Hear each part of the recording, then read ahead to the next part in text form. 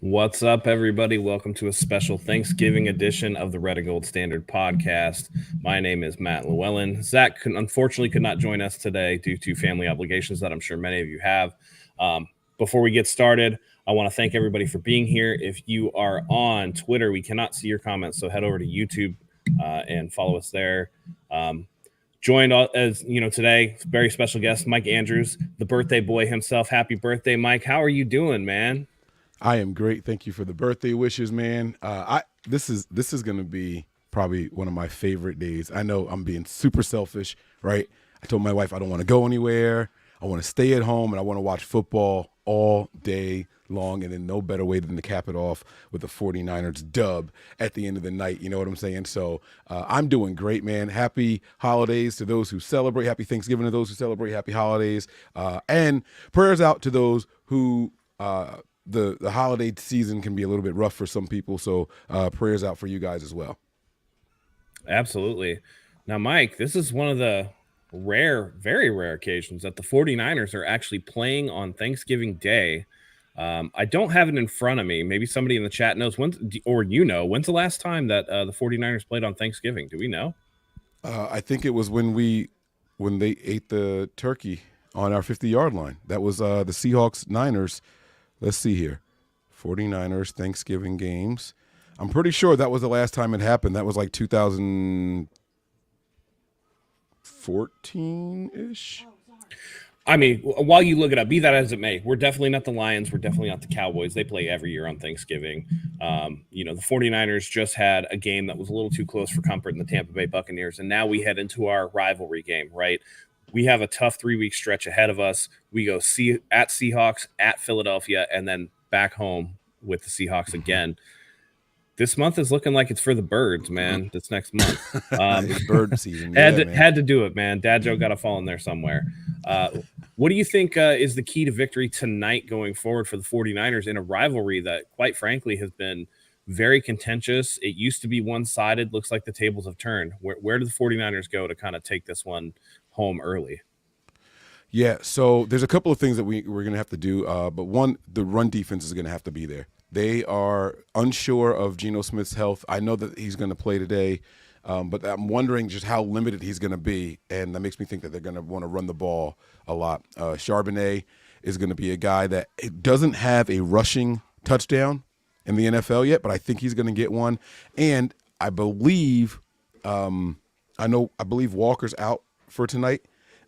They are really excited about this young guy. I don't know if he's going to get his first game time or not, but McIntosh is like their third or fourth string running back. But this guy is to them what Christian McCaffrey is to us. Pass catcher, change of pace type of guy, very shifty, very quick guy. And so I think they want to get him implemented. We have to watch out for him as well. But if we are tight, if we are defensively sound, I'm not really worried about the passing game too much, which sounds weird, right? Like you would think that's where their strengths are. But I'm not really overly concerned with that. It's the run game today that I'm more concerned with. Time of possession and penalties. Penalties on both sides of the ball. The Niners have to get away from that 7, 8, 9 penalties that we just give up every single game. We're going out there and we're winning games, and so it's hiding a lot of the faults and flaws, right? But the truth of the matter is this is one of the most penalized teams, it seems like, in the NFL, and we have to get out of our own way. We got to stop giving opportunities to the opponents. Speaking of being defensively sound, this is going to be the first week that the 49ers have to truly deal with the loss of Talanoa Hufanga, who was, tore his ACL late in the game against the Tampa Bay Buccaneers. Jair Brown, the rookie, the third-round rookie from Penn State, came in, gave up a long pass, but then kind of acquitted himself well. He had a pass deflection and an interception off of a deflection that came off of Dre Greenlaw's helmet. Now, I know, Mike, we talked last week, and you weren't super impressed with the deflection. I believe it was a fourth down play, and his back was kind of turned. He never got his head around. What can you expect from this young man? Because one of the things that you're talking about, the Seattle run game, it looks like Geno Smith is going to play. If he's not limited, then do we worry about DK Metcalf and Tyler Lockett and those guys with what has been so far this season kind of a suspect secondary for the 49ers? Yeah, so I went back and I was looking at some of the film. I stand on what I said originally. Like I just felt like he was a step behind, like almost like a beat too late. But he's got a lot of confidence, man. It's something that I think it's going to be better to see him as part of the game plan as opposed to just kind of being thrown in there. Let's see how he prepares. Let's see what he's going to do here, and just make sure, make sure that the kid is ready. He's a guy that I feel like will be assignment tight, right? Like if they tell him this is what your job is for today, this is what we want you to do, I have no doubts that he's going to go out there and do his job well. My only concern was just him being a tick behind on a lot of plays that he actually made plays on, right? It was more about, like I said, the PBU in the end zone, right? Like not the interception, but the PBU, where if it wasn't bobbled, that's a touchdown. You're just a tick too late, right? But the question was that really his guy? Was that his responsibility? Now that's where it becomes a little bit different, right? So it's like, all right, now I'm off of him a little bit. I was a little bit hard on him, but he's okay. And hold on one second. My phone and stuff are going crazy over here. It's the holidays. You're going to get a million happy Thanksgiving texts. We all know how that goes. But yeah, so, all right, there we go. I think he's going to be fine. I think with I can't say a whole week, but the short week, the preparation, knowing what his role is going to be, it's actually being defined for him now. I think he'll be fine. I think Jair Brown will be, he can't be much worse in coverage than Talanoa Hufanga. And if he is worse, then we're really, really in trouble. That's kind of the one thing that I'm worried about. Yeah, I mean, it didn't seem like the coverage was Talanoa Hufanga's strongest suit, right? More in the box guy, an opportunist off deflections. He's going to be the guy that gets some interceptions and some stuff like that. I kind of agree with you there. It's going to be interesting because they kind of project as similar style players. That was the knock on Jair Brown. Yeah, he's a playmaker, but at the same time, is his coverage skills going to be up to the task? They need to be. I think that, as I said last week, I think people were a little fooled coming off the bye against Jacksonville, where the defensive backfield played a lot better, a lot more sound. Now we're looking at, a week where they gave up some passing yards. They took some gambles. It looked like it was back to the same old. At one point, they were picking on and targeting Charvarius Ward over and over and over again.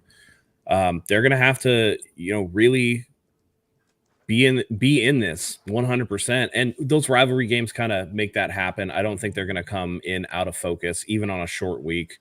But transitioning over to the other side of the ball, with so many questions on the defense, I think it's pretty imperative for the offense to get off to a quick start. Looks like the 49ers are going to be missing a couple of interior linemen. They did sign a guard from Jacksonville's practice squad and actually signed him to a deal off the practice squad. So I haven't seen the roster report today. I don't know if they released the actives, inactives. I'm guessing he might be active today. Yeah, it hasn't come out yet, but we'll definitely have to see. You talking about the new guard? Yes. Yeah. Kyle said that he was an option, and then he got Ben Barch is his name, by the way. Let's put some respect on it. Ben Barch. There you go. Yeah. The Smoothie King. He's the Smoothie King. Do you remember that post going around? Do you remember that? No. No. So Tony reminded us in our group chat, and he sent the video. He made like this smoothie on the field with this NFL sideline reporter, and he put like the bananas and peanut butter and Gatorade and all that stuff in there. And she tried. Yeah, he was like, this is how we put on weight. This is what we need to do. Like this is the stuff that we have to drink. She was like, actually, it's not that bad. Now, she only took a sip of it. Yeah. He that was his juice. He used Gatorade as his juice. And people do put juices in their smoothies. So, I mean, once I got away from the part of like it being actually Gatorade, I was like, I guess it's not terribly weird, right? But I guess Kyle was asked peanut butter. I'm thinking more of a savory thing, right? Like if you don't make it, like I'm gonna make a chocolate peanut butter shake and I'm gonna use milk. You know what I mean? Right. Like, that makes more sense to me. Yeah, no, he put freaking Gatorade in there, man. It was a weird little mixture. I have to send you guys the video. Wild. Yeah. But Kyle was specifically what the heck? Something's choking me. Sorry, I apologize about that, guys. Kyle was specifically asked if he would be active. He said it's possible. And he said, how much could he be prepared in such a short week? Is he even in the building today? And Kyle said, I don't think he's here yet. So he probably won't be. He might be active in case of an emergency, but not used.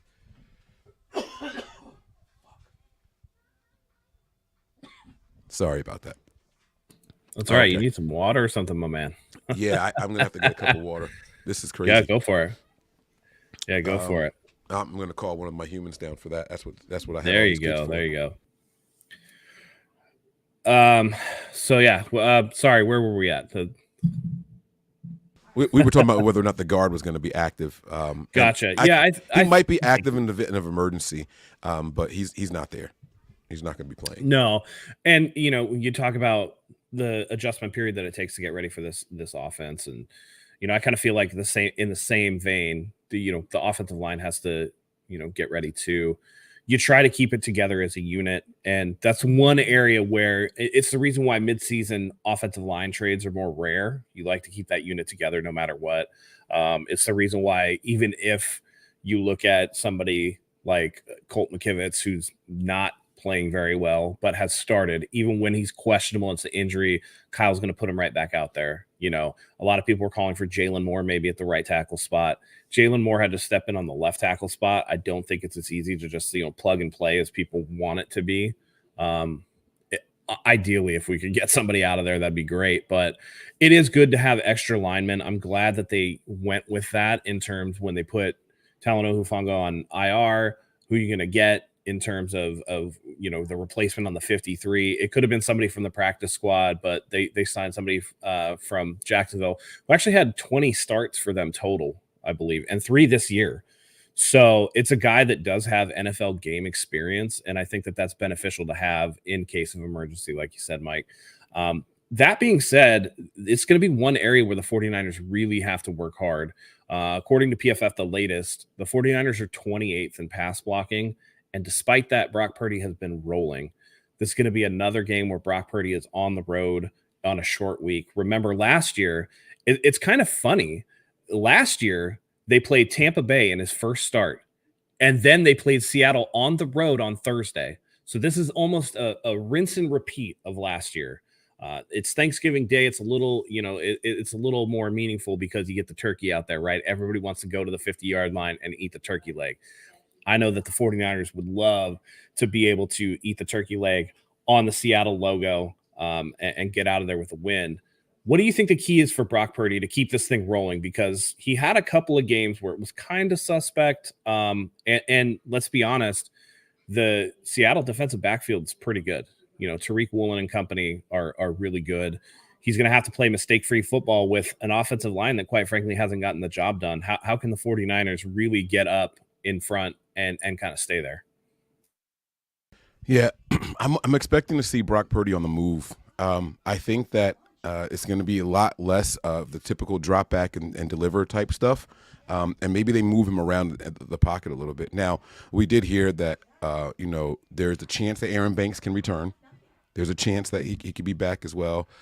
So we just have to see how it all plays out, how it shakes out. But if Brock Purdy goes out there and I'm not expecting him to have a perfect quarterback rating and things like that. On the road, very noisy stadium. Kyle talks about it all the time. You can tell people it's noisy, but you don't know it until you get there, just how bad it actually is. I'm hoping that because it's a holiday, maybe they're not in full attendance. Maybe, maybe that'll help us out a little bit. But if we have to go silent count, it'll probably be better to put him on the move instead of having him just stay there, because if one guy is off by just a little bit, it's going to be bad for our quarterback. So get him on the move, outside the pocket a little bit, some passes, even some scrambling from Brock Purdy. Show off some of that quick the 10-yard split stuff, right? That's what we want to see. So let him go out there and be the athletic young guy that we need him to be to extend some plays and drives and find his open men up and down the field. Yeah, I think another key is you got to get Christian McCaffrey going. I think that's going to be very important. We've had these games where Christian McCaffrey is it looks like he's on the verge of doing something, and then it just kind of tapers off or goes away. He's got to get going. And the other player I really think is Deebo Samuel. Deebo has been a Seahawks killer the last couple of years. His highest share of targets has been against the Seahawks. He typically tends to go off. Seahawks, Rams, those are the teams that I remember him really, really having great games against. It's going to be important. You got to get the ball out to your playmakers. You can't give the defensive line time to get home and get through that defensive line. And at the same time, you got to keep the ball safe. And I think that's going to be something the 49ers have to go out, I think, on their first drive and get points, whether that's a touchdown or a field goal. I know last week against the Tampa Bay Buccaneers, they didn't score. I think getting out ahead of the Seahawks and making Geno Smith play from behind is going to be key for the 49ers, right? Your offense is helping out your defense, which then in turn leads to your defense helping out your offense by forcing Geno Smith into mistakes. It's an interesting thing where, the 49ers should be favored in this game. I think they should be. And, the Seahawks are coming off of, a couple of weeks where they got a great win or a near win last week where they missed the field goal. It almost happened for them, coming back from injury. Geno Smith leads them down the field, and a similar situation happened to the 49ers earlier in the season, right? Brock Purdy leads them down the field, and it's kicking just kills it off.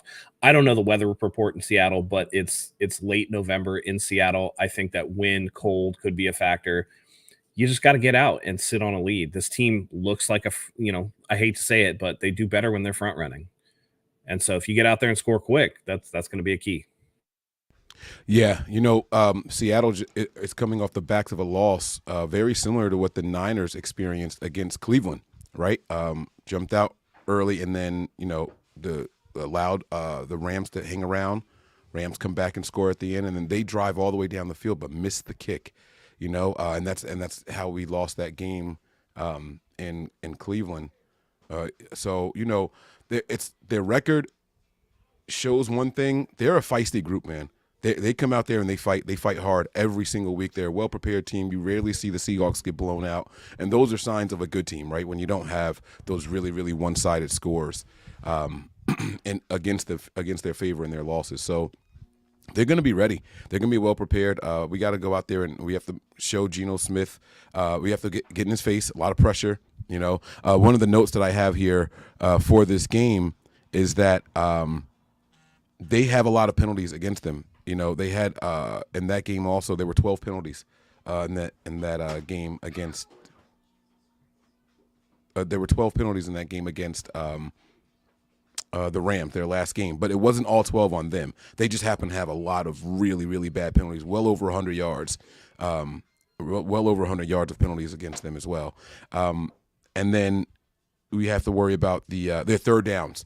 And the second half of games, the Seahawks convert like something less than 20% of their third downs in the second half of games this year. So it's like they feel the pressure, and it's like Geno starts trying to do a little too much on third downs in particular. So we have to take advantage of that. Don't let those guys convert third downs in the second half. You don't want them to convert any third downs, obviously, right? But we really have to make sure that we are the better second half team. That's where it's going to happen. Yeah, definitely. Penalties always play a factor, and you want to be efficient with that. One of the areas where the Niners have struggled defensively is against the quick pass game, namely the screen game. I think that's an area where they really have to focus on somebody like Tyler Lockett, who's going to be really quick. Geno's going to want to get the ball out of his hands. I also agree with you. I think the key is pressure. The 49ers, I know pressures or whatever, but even in a game where last week, I didn't think the defensive line played particularly outstanding against Baker Mayfield. They still had 4 sacks, a forced fumble. If they can get home like that, it should be a pretty good game. Now, one thing I do want to mention is that every season since 2019, the 49ers have worn their 94 white throwbacks at Seattle. It's become somewhat of a Niners tradition. They're doing that again today. I think they're 2-2 in the regular season since doing that. I'd like to get them over 500, but Mike, do you believe in the look good, play good, feel good thing, or do you just think it's much to do about nothing? No, I don't buy into it, man. I actually tweeted out and asked, what's our record in these jerseys all time, as throwbacks. And I actually got an answer. I'm going to pull that up now that we're talking about it here. Let me see. Where is it? Here we go. Oh no, that's not the one. Sorry. You guys get any messages with people asking you if you want to be a cartoon? No. What? We are 4-4 in these jerseys. We are Okay. 4-4. Is that overall or against the Seahawks? No, that's overall. That's overall. Yeah, That's so I think jerseys. against the Seahawks, 2019 they won, 2020 and 2021 they lost, and then 2022 that was the Brock Purdy short week game they won again. Mm-hmm. So we would get over the hump overall. I guess too we would be over 500. Now these aren't like honestly these are great. You know everybody loves the 94 throwbacks. I like the red ones better to be honest. Right. But it's not bad, and you know. It brings back memories of 2019 with the tackle at the goal line that sealed up the division and the number 1 seed for the 49ers. So this is, you know, speaking of sealing up division, sealing up the number 1 seed, what would a 49ers victory here mean for their playoff chances? I mean, they go to Philadelphia with a chance to pull within 1 game. If they can win 2 in a row, they pull within 1 game of the Philadelphia Eagles, who in my opinion, might be the worst 9-1 team I've ever seen. Now, remember, their one loss was to Zach Wilson and the Jets. Yeah. And Zach Wilson is now the 3rd string quarterback on that team. Yeah. What would a victory here do for the 49ers in terms of confidence and going forward and trying to at least compete for that number 1 seed? Yeah, no, it means everything. You know, one, creating some separation between us and the closest person in the division. That's always important. You know, these wins count as double right now. NFC, and then, you know, I mean, a loss in their column and a win for us gives us more separation from them. But more importantly, it's going to give us a boost of confidence, right?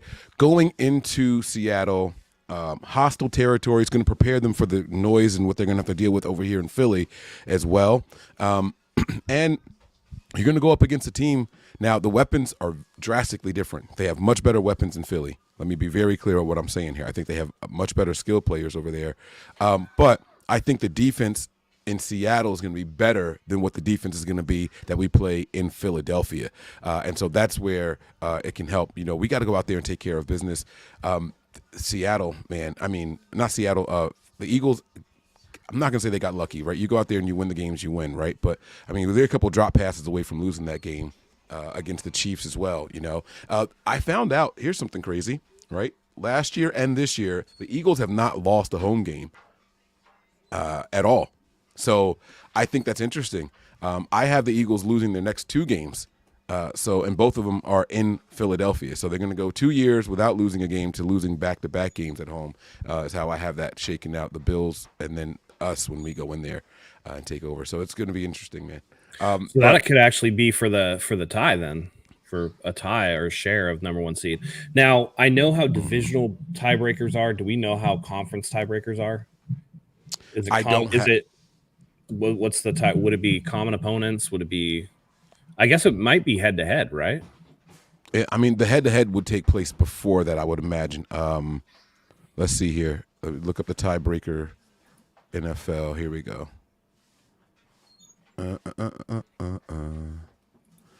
All right. Tiebreaker procedures in the NFL right now. Here we go. Number 1 is head to head. So best win loss. It would be head to head. Mm-hmm. And then best win-loss tie percentage played in the division, and then it goes down to common games. So common games is 3rd, actually. Now, is that for divisional opponents or conference opponents? Let me see here. That says 2 clubs. To break a tie within the division is division opponents. Okay. So you want to know conference opponents. Yeah, conference I think is head-to-head, and then it would be common opponents, I believe. And then I think 3rd would be strength of schedule. I see. Okay. I mean, we got to take care of some business, man. I mean, right now the Niners are the 3 seed. Yeah, exactly. I think Detroit's number 2, but they're down 7-0 to the Packers right now. So that's going to be interesting to see how that game goes overall. Packers caught them off guard a little bit. First play of the game, they throw a bomb down the field to Christian Watson, and he miraculously catches it in double coverage. And they did you see the touchdown pass that Jordan Love threw? Well, there were 3 Lions there, and he just risky ass throw. Risky throw. And not in the good, like 50-50, right? People talk about, you know, the fade route against Pittsburgh to Brandon Ayuk, where Purdy just kind of throws up a 50-50 ball. That, to me, is an acceptable risk, right? This looks more like the Brock Purdy throw to the back of the end zone where there's like 8 dudes, and it's like, hey, that's a terrible decision, but the throw was impeccable. You know, yeah. So we're looking at going into Philadelphia with potentially a chance to overtake number 1, depending on how these things play out. But you know, Hung Fat put it in the comment. I wanted to ask you about this because I saw this online. He says Hurts is super annoying, thinks he's too cool for school. Did you see the press conference where the guy asked him if he watches quarterbacks around the league and tries to either incorporate things into his game or looks at things that maybe he needs to avoid in terms of whatever, right? And then Hurts just goes, I'm waiting for a Bills question. Wow. Yeah. I did not see that. Yeah, so I get that sometimes these guys ask, you know, do you ever watch around the league, the things you incorporate into your game? I don't feel like that's an unfair question with the way that offenses kind of copy each other, right? You could watch something around the league. The 49ers did it when they essentially copied I can't remember who it was. Was the it Rams? Was it the Packers? That played with the Rams. Oh, was it the Rams or was it the Packers? I know there was one where it's like a tight end, like a motion tight end wheel or whatever. Or the fake, yeah. It was like 2 fakes. It was either against the Rams or it was a Rams play. I forget. I just saw that play. Like I just rewatched that play. I can't remember now. But I know that Kyle admitted, like, I mean, I just saw another team do it. Sure. And whether it was Rams or Packers, and I know the Dolphins ran it later. You're talking all guys from like the Shanahan tree. But if you're watching around the league, and these guys do watch around the league, they watch games. And you see something cool, like why wouldn't you incorporate it? But for him to just so casually dismiss that question, is that a too cool for school thing? No. It's annoying, and I would have slandered him. I mean, I remember when Debo was asked, "Do you look at other receivers around the league?" We were playing against was it Cooper Kupp? They asked him. I think we were about to play the Rams, and they asked him, "Do you watch Cooper Kupp or other wide receivers and try to incorporate that into?" And I slammed Debo for it. I feel the same way if a quarterback can't say it, because you should be looking to take certain strengths from other players and try to incorporate it into yours. You know, what separates people from the pack. Oh, I like that he can do that. I want to try to do that also. And Debo was like, no, I don't watch other wide receivers because they can't do what I do. And I was like, that is the most arrogant shit I've ever heard. This is what this feels like to me. What you're saying now is very reminiscent of that. That's not good. And nobody should feel that they're so good head and shoulders beyond their competition or their peers that they don't have to look at them and study them. That's wild to me. Well, and don't you think it's a little different too, given that it's quarterback play? Because quarterback's responsible, right? Like wide receiver, it's like, okay, I run my routes, like I have my route tree. If they're pressing me, these are the moves that I use to get off the line of scrimmage, get off the press. For a quarterback, you're the decision maker on the offense. The ball is in your hands. You know what I mean? To just so dismissively think that nobody else has anything to offer you in terms of, you know, it's not even necessarily for you. Why wouldn't you want to take a play that you know fools the shit out of everybody and not incorporate that into your game? You know, it's I don't know, man. It's between this and because here's the other thing too. He's up there with this arrogant answer, right? The week after a viral, you know, shot replay of Jason Kelce going, no, shaking off the quarterback who's allegedly first in NFL MVP odds, telling him, nah, we're not running that. Like, you got your own guy telling you that you changing the play based on the defensive coverage is wrong, right? And then okay, you go, okay, well, let's let it roll then. We'll let it roll. And then you get a first down, right? Positive play outcome. And then you're up there going like, nah, I can't take anything from anybody else. This is the type of, and by the way, speaking of annoying, this is the type of stuff along with that soft ass coach waiting to get into the tunnel to talk shit to another fan base. By the way, about a regular season game when you just got beat by them in the Super Bowl, man, I can't wait. I mean, we need to get by Seattle. I saw that. I hope we got a chance to humble them. He's like, oh, I don't hear Chiefs fan talking now. Great. You won a regular season game where you were aided by crazy amounts of drops. Like, that's fine. Like, good for you, dude. But and he was yelling so loud. Dude, he did like the straight arm thing. Bro, it's like a toddler throwing a temper tantrum. Like, that's how they yell. Yeah. What are you doing, man? Are you a coach or a fan? Like, what is happening right now? It was pretty embarrassing. I didn't like it. It's the reason why I don't think that it's the reason why I think they're one of the worst 9-1 teams, you know. And it's why I think it's super important that the 49ers can get this victory over the Seahawks. The Seahawks aren't like this. Say what you will about them. It's a rivalry. It is what it is. Pete Carroll runs a pretty buttoned up team. Like, they don't do stuff like this. And so to me, this is the more serious threat. Philadelphia, I'm not worried about Philadelphia. I think the 49ers match up well, but they can't. I know how it is sometimes with the 49ers. And I'm glad that it's Seattle this week, because sometimes they do have a habit of looking past an opponent to get to one they really, really, really want to play. You know, the Eagles, they're going to go into that game super motivated. Like, if we would have had Brock Purdy, we would have squashed you guys. But because it's Seattle, because it's a threat, because it's a division rival, because it's somebody that you can't stand, right? Everybody remembers when they booed the injury to Navarro Bowman. Everybody remembers Michael Crabtree, being called out by Richard Sherman, who ironically enough seems to like the 49ers more than the Seahawks in his retirement. It's everybody remembers Russell Wilson doing his thing. Now it's time for the 49ers to big brother the Seattle Seahawks. And so I think they go into this game, really looking forward to these next 3 weeks. But I know that after that 3-game losing streak, they're going to take it one at a time, even if us as fans don't. Right.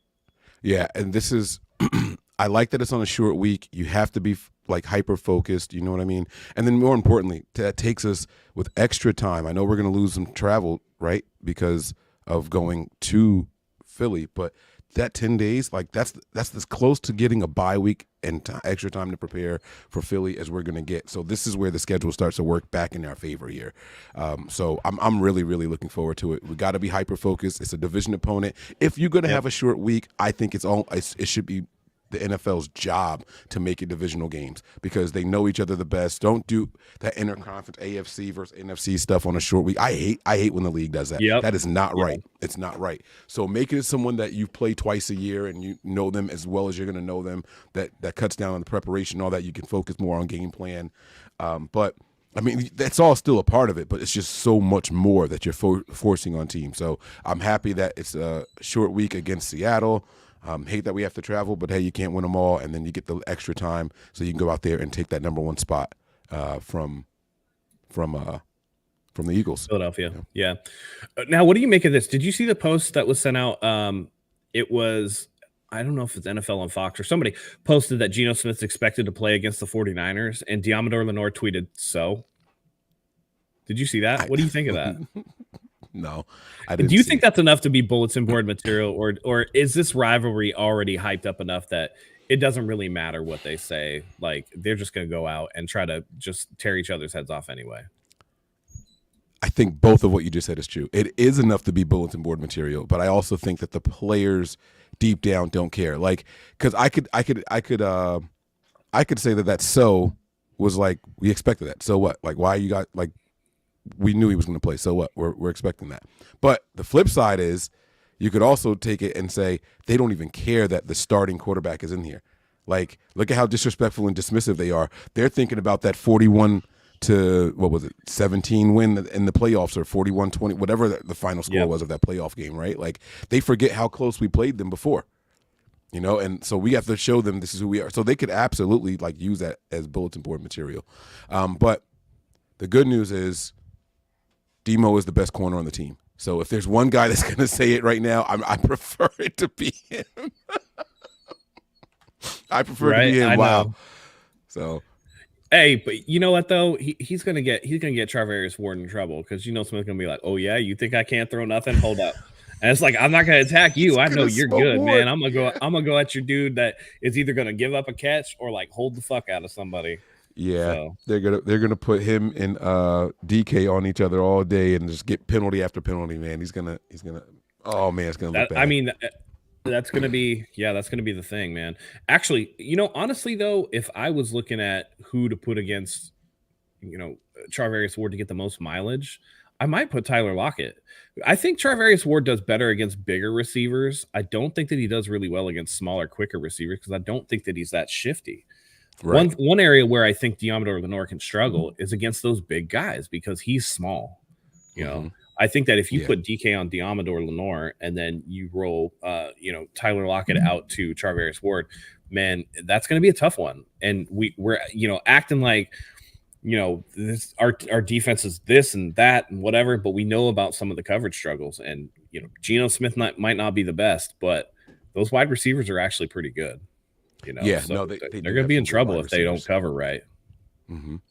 Yeah, yeah, they're going to have to absolutely be sound in their pass coverages tonight, especially with the young rookie back there behind them as a safety. Man, it makes me so nervous. We have no speed at safety, like none at all. Gibson is getting older. He's definitely lost a step. I said Gibson.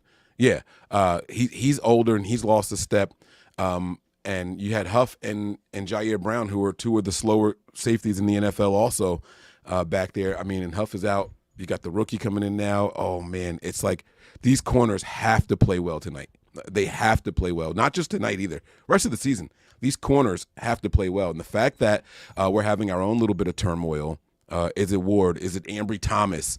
Is it going to be Womack coming in there now? Like the fact that, we have this little internal beef going on right now over who the best corner is on the team versus the highest paid corner and all that.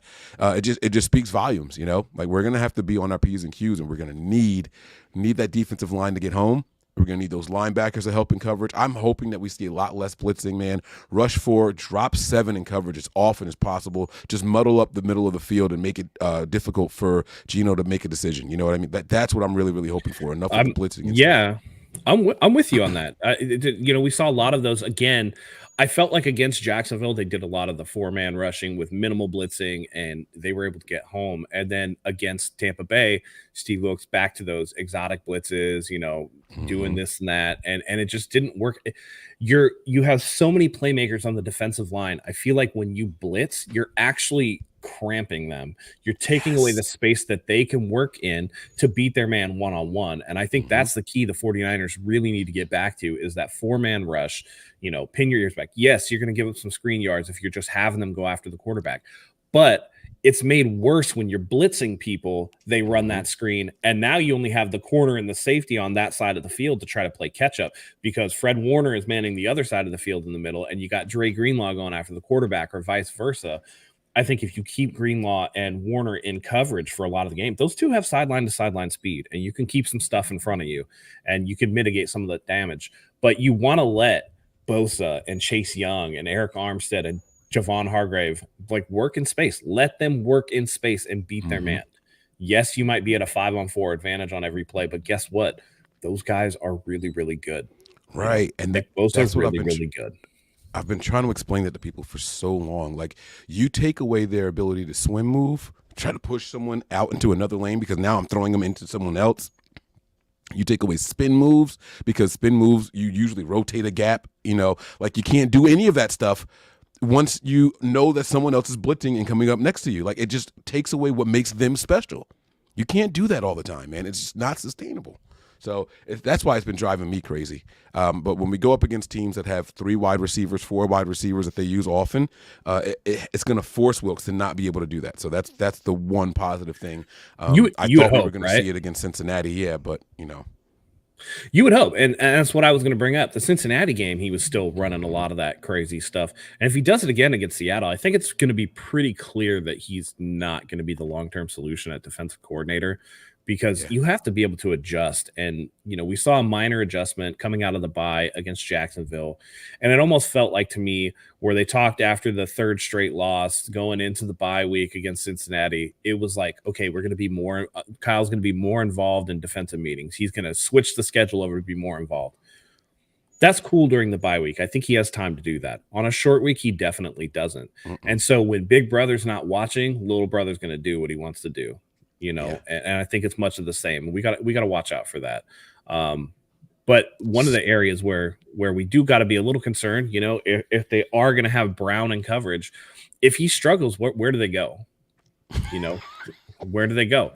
Do they pull Odom off of special teams? I saw BD Peacock mention that maybe Isaiah Oliver would be a better candidate to play safety rather than a corner position. I mean, they're very thin back there. They've got a lot of injuries, a lot of people banged up, some guys underperforming. It's one of those cases where they didn't put enough resources in, but you got to work with what you got to work with. Where do you go if Brown struggles? Yeah. The Oliver thing is actually a pretty good take.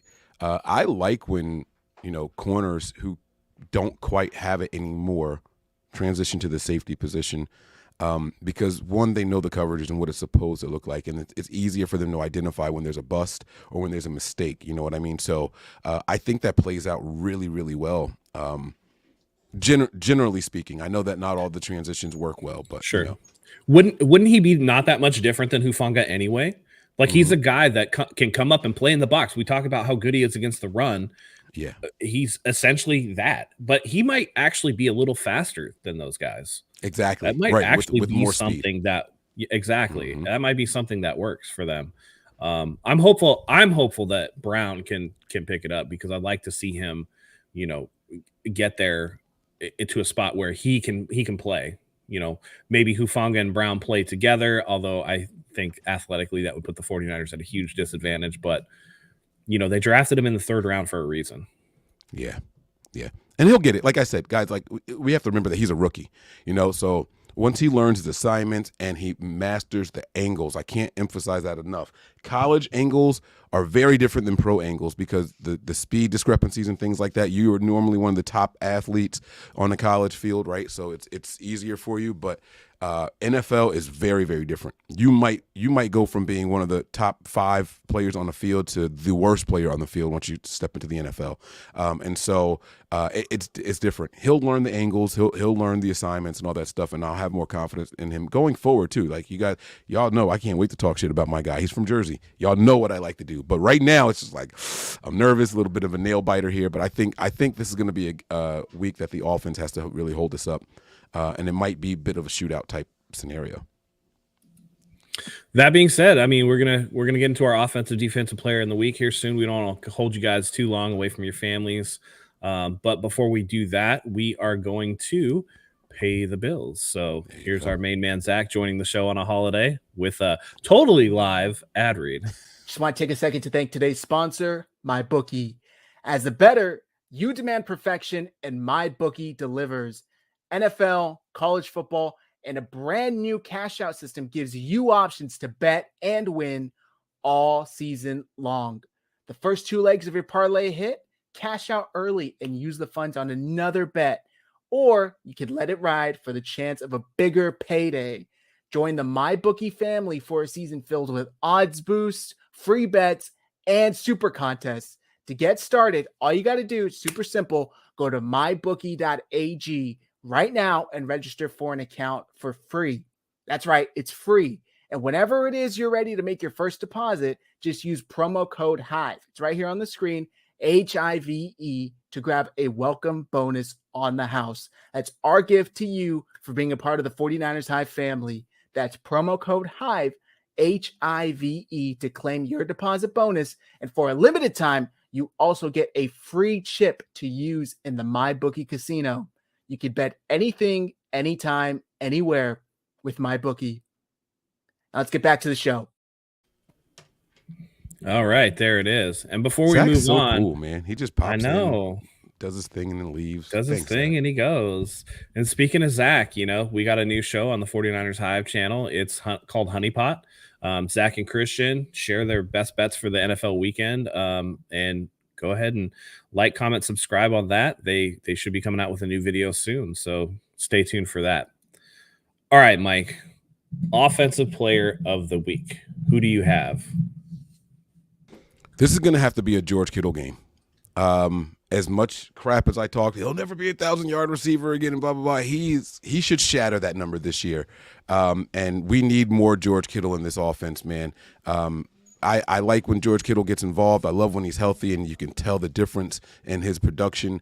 I think that we need to see a lot of stuff across the middle. Let him eat up some space. There's no Jamal Adams as far as I know. I think that remains to be seen, but I don't think Jamal Adams is going to be out there. Let George Kittle go out there and do his thing, man. I'm going to call a big one for my man George Kittle. All right, that's a good one. Listen, I'm gonna stick. And I kind of shaded him last week, and we got into this argument about who the 49ers should keep. But I think this is going to be a big Deebo Samuel game. I think that this is where they need to use Deebo Samuel to the best of his ability, to the most of his ability. He looks fully healthy coming off of that shoulder injury. time to put that to the test. I think that you can use him in a variety of ways to kind of make the Seahawks defense uncomfortable, and that'll start opening things up for Brandon Ayuk, Christian McCaffrey, and the others. Deebo Samuel, to me, gets 125 total purpose yards, and I'm going to say 2 touchdowns today. Let's go. I like it. I like it, man. Big game for him. I like it. Absolutely. Now, I'll stick on my side of the ball for defensive player of the game. Man, I got to go with the new addition, the new hotness, the yin to Bosa's yang. I'm going to say Chase Young. I'm going to say he gets 2 sacks, and one of those is going to be a strip sack that he recovers himself. His get off has just been crazy. That dude is so fast off the line. It's incredible. And, again, it didn't really move the needle for me when they first announced that move. I said in a vacuum, great trade, rental, whatever. But he's playing in a way where I'm like, damn, dude, they need to sign another guy to just keep him here. He looks good. And he looks like the compliment that 49er fans have been waiting for a long time for Nick Bosa. Chase Young, I think, becomes the latest 49ers to terrorize the Seattle Seahawks. This is a little bit of history for me, man. I've been doing these shows with you guys for a while, and this is the first time I've been on with you, and you didn't go with your norm. So that's because so that there's a reason for that. So that Jacksonville game, he had 1.5 sacks and forced a fumble. To me, I don't like half sacks. Those are bullshit stats. If you're there, you're there. So to me, that's 3 sacks and a forced fumble. Okay. All right. So I see what you're saying. All right. That's cool. I like that. And actually, there are some sites that don't do half sacks. Like if you contributed to it, you contributed to it. So you'll see a game where the team finished with 4 sacks, but you'll have 5 players listed as sacks. And it's like, well, how did that happen? But that's what it is. Like if you got them down, you got them down. If you contributed, it's a sack for you on your record. So I get that. I'm going to go with another defensive lineman, believe it or not. But Eric Armstead. Eric Armstead is he's actually the opposite of what you're talking about, right? You're going with the edge guy, you're going with the speed. I'm going with an interior guy who's slower. Armstead get off has to be the slowest that I've ever seen in his entire career. It could be because he's aging or whatever. It could be like a read and react type of thing. I'm not sure what they're asking him to do exactly, and I won't pretend to know. But I think Eric Armstead is going to be the run stopper. I talked about the run game being big for Seattle in this game. That's where I want Eric Armstead to really, really hold up. It's not about getting to the quarterback. It's being a monster in the middle of the field and making them have to try to run to the outside, forcing them to run towards Fred Warner and Dre Greenlaw. So Eric Armstead, slow guy in the middle, be that run stuffer, stuff that gap. I can't believe they called that a fumble and touchdown, a scoop and scoop. Wow. 21-6 for the Lions against the Lions right now. Oh, never mind. For the Packers. 20-6. He missed the extra point also. So that's 2 missed extra points in this game so far. Yep. Yeah. But yeah, I'm going to go with Eric Armstead. I'm going to say that he finishes with 5 total tackles, but he's gonna his thing is gonna be about the assist and slowing down the running backs when he reaches that big club out to slow him down so that the other guys can come in there and finish. I want him to be that plug in the middle of the defense. Go the unsung hero, Eric Armstead. Wow. All right, Mike, sticking with you and everybody. We do this each and every week. Put your final score predictions in the comments. If you get that right, we accept them up until game day. Or kickoff. So if you aren't here live and you want to go to the YouTube video and put your prediction in there, as long as before that first kick happens, we'll count it. We've had exactly 1 person get the total correct score, and when they did, they got a free piece of merch, namely a jersey. That could be yours. So make sure, guys, that you put your final score predictions into the comments. Mike, final score of Seattle, San Francisco on Thursday night Thanksgiving. What do you got? I'm feeling 27-21. 27-21. 2 big kicks by our guy, Jake Moody. Happy birthday to Jake Moody, by the way. I saw that I share a birthday with 3 49ers, 3 active 49ers. So I thought that was pretty cool. Jake Moody is one of them. I didn't recognize who the other guy was, if I'm being completely honest with you. T.Y. McGill was one of them, if I'm not mistaken.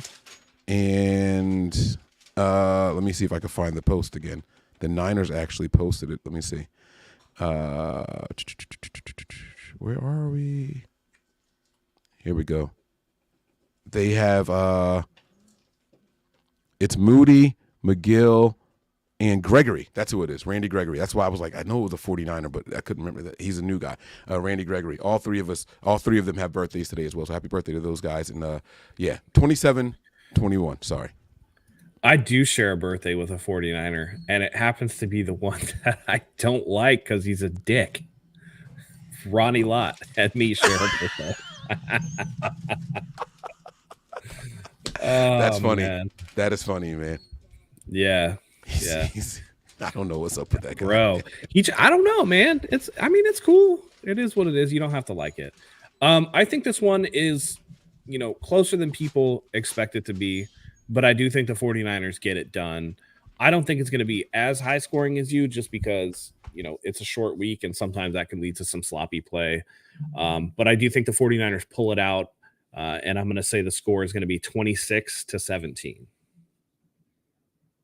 That's not bad. That's not bad. I think the over-under was set at like 41 or 42 for this game. Let me see. Let me double check. It was somewhere around there though. It was. It was a lower. Maybe it was just 40. Yeah. Maybe it was just 40. So, but yeah, it wasn't ridiculously high. So that's the point that I was trying to make there. So I mean that doesn't surprise me at all. That's not a bad number that you put up. All right, before we get out of here, Mike, it's our tradition. We got to do it. Chat pack time. Chat pack. Here's the chat pack question. Mike, if you could have 50 pounds of anything other than money, what would you want most of all? So nothing with monetary value, because a lot of people, like me, I'd be a smart ass and just be like gold or diamonds or whatever. Nothing with inherent monetary value, just 50 pounds of something. What would you like? Oh, my God. Another turnover by the Lions. This is incredible. 50 pounds of anything other than something not monetary. I'm going to have to go with, this is rough. 50 pounds of something. Okay. This is completely selfish, and I know it's like insensitive right now, but I love going to the gun range. I'm going to say ammo. 50 pounds of ammo. The biggest order I ever made before I found this website where they were selling, and you can sort by the price per shell, right? And it was like ridiculously low. So I clicked buy now, didn't even pay attention. I just saw how cheap it was, and I bought it. And the guy from FedEx delivered that joint on a hand truck. He couldn't even carry the box, and it was thousands and thousands of rounds, and it was like the greatest thing ever. So I was like, yeah, I'll do that again. That's what it's going to be. It's going to be ammo. Nice, I just like going to the gun range. It's a stress relief. Now, I mean, listen, I'm ex-military. I'm pro gun too. But dang, man, if you think about it though, like 50 pounds of actual fully shelled ammunition might not be as much as you think, man. So, it's not. Well, if you get like the little one. So when I made the order, it was the 22 LR. So they're babies. Okay. Oh, so, yeah, that's baby ammo. Okay. Yeah, and it was. I believe it ended up being a total of like 89 pounds or something like that. The shipment was. Gotcha. So it was. Dang, it was 22. Great, 22. You might be able to stop a jackrabbit. Yeah, exactly. They're mosquito bites, man. It's mosquito bites. So. Yeah. I mean, man, that's a great question. It's tough. It is tough. It is tough. I think that I would go with, man, because I'm a big crab legs. I should have went with crab legs. Yeah, I'm a big food guy. So I would go with 50 pounds of, high quality steak, whether that be a filet mignon, whether that be a ribeye, whether that be New York strip. It's going to be like 50 pounds of USDA prime beef. Don't get the bone in ribeyes though, because then you're just wasting you're wasting the money on the bone. Yeah. Yep. Yeah. Even though to me the bone is flavor, and one of my favorite cuts of steak is actually the bone in the porterhouse, where you get the fillet and the strip. So yeah, I think beef. So I like it, man. Yeah, I like that. I should have thought of food. Why didn't I think of food? And I've been telling my wife, I'm like dying for crab legs, like shrimp and crab legs. 50 pounds of seafood would have been amazing. That's what I take it back. I want seafood. There you go. Crab leg. You're like, screw the ammo. I'm just gonna eat. Yeah. Because the ones that I like to shoot, you're right. Like 50 pounds is probably just gonna be a couple cases. It's not a lot. It's a box. Sure. I mean, and it's stress relief, but guess what? Food for me is some stress relief too. Yeah. So. Oh, there you go. I love it, man. Absolutely. Speaking love of it. And food, the line was 43 Okay. for the Niners game. So 26-17 puts that at 43. Yeah, good call. On the dot. And I had no idea, so a little apropos. But speaking of food, we're going to get out of here. We're going to let you guys enjoy time with your family. I'm looking forward to Thanksgiving. I always do. I would argue that I would rather do something like steak for Thanksgiving. Turkey is kind of trash, but drown it in enough of that delicious gravy and anything's good. So happy Thanksgiving to everybody, to you and yours. Mike, let the people know where they can find you. Yeah, guys, if you don't already, check us out on Patreon, guys. Patreon.com/NB9ERS. We will be live today for the entire game. We're going to have a lot of fun. We'll be watching it live and reacting instantly and immediately. And then there's also the regular YouTube page, guys. You guys can find us over there, youtube.com/NB9ERS. I think. Yeah, NB9ERS is the YouTube. No, Nothing But Niners, I think, on YouTube. I wanted to get NB9ERS and someone else has it, so couldn't get it. All right. Thank you, everybody, for joining us. I'm going to take us home in our tradition. Enjoy time with your family.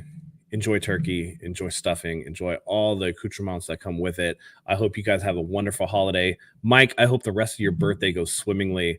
And let's get ready for that 49ers ass whooping, right? They're going to go into Seattle. They're going to eat turkey on the logo about the same time that us out here on the West Coast are finishing up and getting ready for bed. Thank you, as always, everyone, for joining us. We love having you here. It means the world to us. So that being said, for Mike, for myself, Niners dub tonight. Happy Thanksgiving. Happy birthday to Mike. And until next time, go Niners.